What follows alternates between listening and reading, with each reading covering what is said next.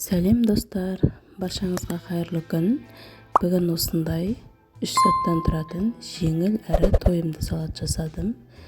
Бізге свежий огурцы, жасыл бұршақ, майонез және осындай сырдың кез келген түрі қолдансаңыздар болады. Бетіне әсемдігіне жұмыртқа пайдаландым.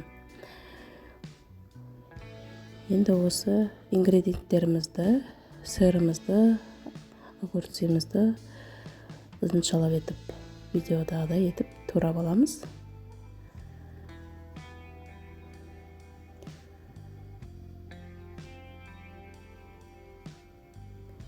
Өте жеңіл әрі тойымды салат. Сіздерді жасап көрсеңіздер болады. Рецептісін описанияға қалдырамын. Өте қарапайым рецепті.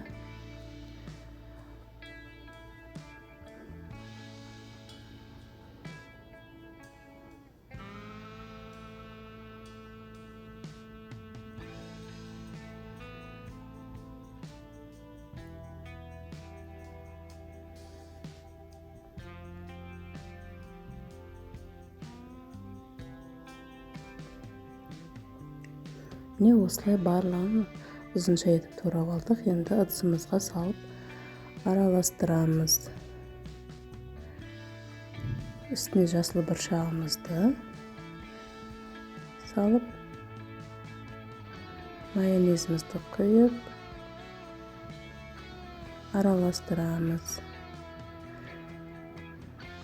Чуть-чуть тұз қоссаңыздар болады. Мен бірақ тұз қоспадым.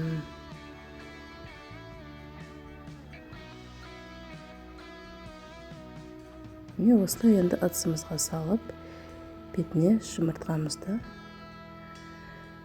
әсемдеп қоямыз.